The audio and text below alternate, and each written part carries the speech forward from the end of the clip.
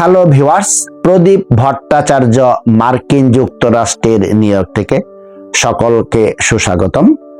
যে টপিকস নিয়ে আজ আলোচনা করব তা হলো বিদেশিদের বাংলা ভাষার চর্চা। খুবই ব্যতিক্রম ধর্মী একটি আলোচনা, আশা করি আপনাদের ভালো লাগবে।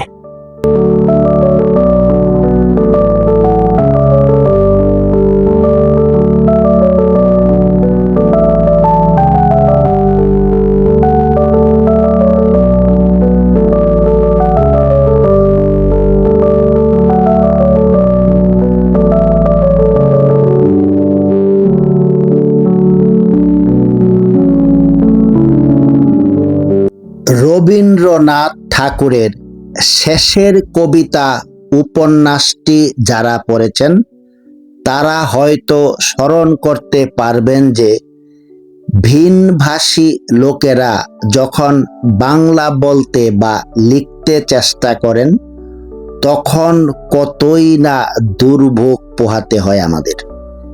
এমনকি পুরো জাতিকেই তার খেসারত দিতে হয়।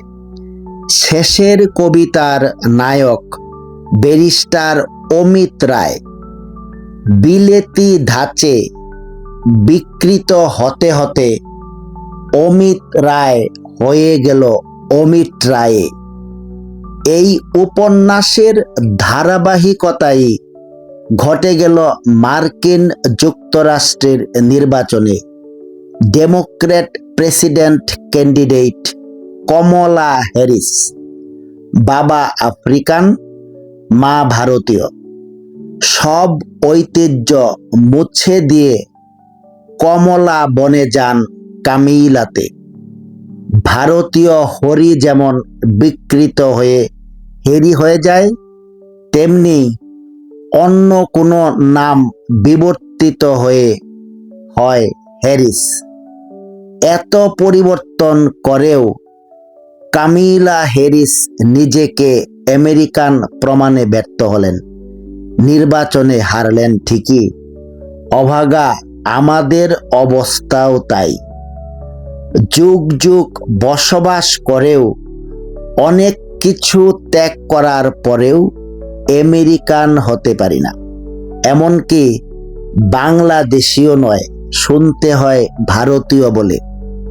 এমনই একটা বিভ্রাট ঘটে বিলাতি সাহেবদের ধর্মের ইংরেজি রিলিজিয়ানকে কেন্দ্র করে। সংস্কৃত ভাষা থেকে ধর্ম শব্দটা এসেছে। ধর্ম শব্দটা সম্পর্কে কি বলেছেন আমাদের শাস্ত্রকারগণ তা বুঝতে হলে একটু গভীরে প্রবেশ করতে হবে। যত সহজ আমরা ভাবছি তত সহজ নয়।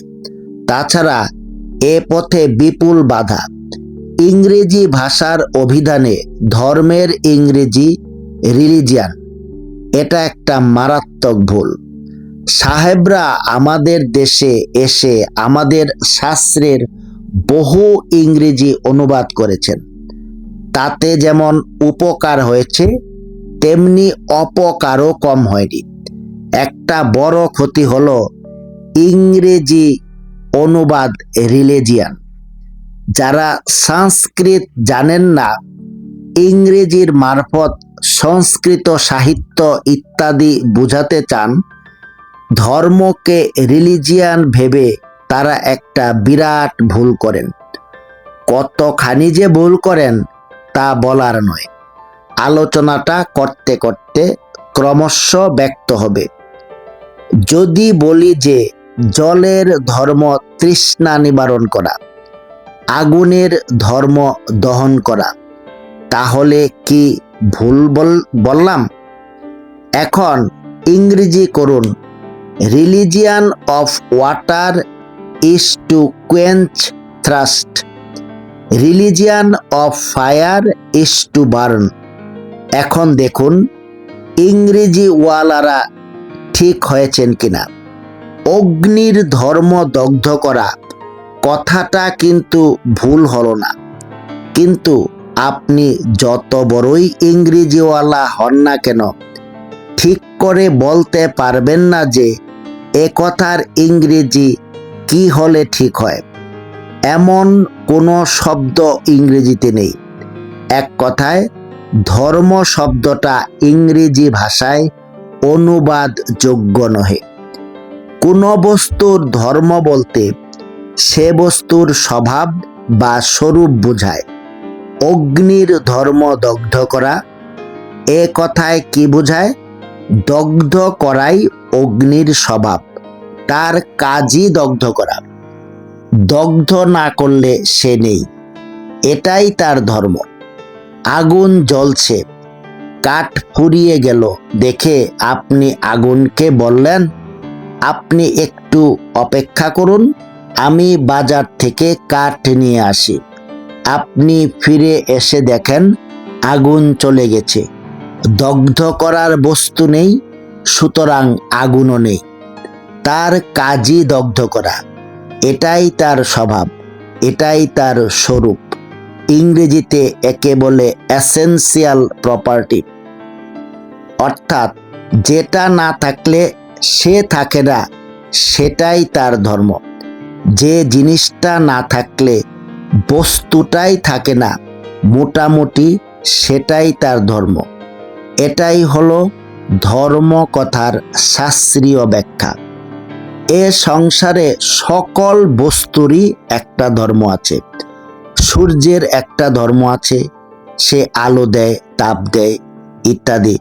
বাতাসের একটা ধর্ম আছে, সে প্রবাহিত হয় এবং আমাদের শ্বাস প্রশ্বাসের ক্রিয়া করে।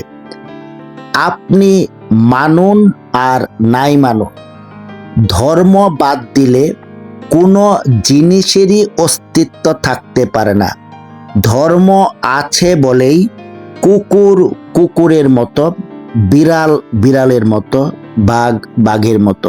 ঠিক এভাবেই মানুষের ধর্ম হলো মানব ধর্ম। ডিয়ার লিসেনার্স, ইংরেজি সাহেবদের ধর্মের ইংরেজি রিলিজিয়ান করার ফলে মানুষের প্রাতিষ্ঠানিক ধর্মটাই মুখ্য হয়ে গেছে। মানুষ মানব ধর্মের কথা একেবারেই ভুলে গেছে, যার কারণে ধর্ম প্রচণ্ড সংঘর্ষে লিপ্ত হয়। আমাদের সকলেরই উচিত মানব ধর্মটা আয়ত্ত করা, চুরি না করা, মিথ্যা কথা না বলা, ইচ্ছাকৃতভাবে কাউকে না ঠকানো ইত্যাদি ইত্যাদি মনুষ্যত্বের গুণগুলোই হলো মানব ধর্ম। এটা অর্জন করার পর আপনি প্রাতিষ্ঠানিক ধর্ম ফলো করতে পারেন। আজ এ পর্যন্তই। আপনাদের কোনো অভিমত আমাকে জানালে কৃতার্থ হব। সকলে ভালো থাকুন। অন্য কোনো টপিক নিয়ে আবার আপনাদের সামনে হাজির হব। প্রদীপ ভট্টাচার্য, মার্কিন যুক্তরাষ্ট্র, নিউ ইয়র্ক।